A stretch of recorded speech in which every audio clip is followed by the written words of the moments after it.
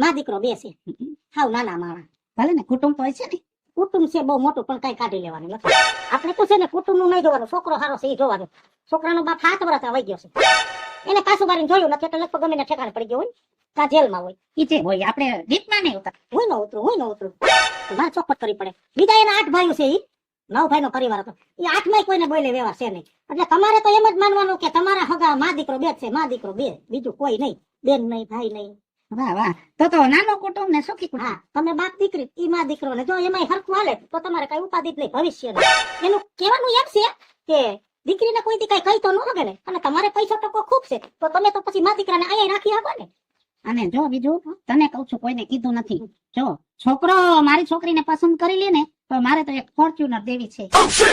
તો દિયો તો તમારી દીકરી છે, દેવું જ પડે ને, આટલું બધું છે. હવે બેંક વાળા ના પાડે છે કે દાદા પૈસા મૂકવા હવે ન આવે. તો અમારી ઘરે મૂકી દા તો ખાલી પડ્યા કોઈ. એટલા બધા તો ક્યાં મારી પાસે કોઈ પાસે છે, કોક ના ઘરે મૂકવા જાય. તો કાલ આવી જોવા અમે. ભલે ને કાલે હું તો ફ્રી જ છું, રવિવાર છે, સન્ડે છે, કાલે ઘરે છું, ઓફિસે જવાનું છે નહીં. છોકરીઓ કેટલેક લેવા ગઈ છે બધું? એ અહીંયા જ પાછળ જ રામભાઈ ની ડેરી છે ત્યાં. કેટલી વાર લાગશે? બસ હવે 5 મિનિટમાં. આ તો બધું બનાવ્યું છે એટલે પૂછું છું. મોઢામાં પાણી આવી ગયું, સારું તો ખાઈને જા.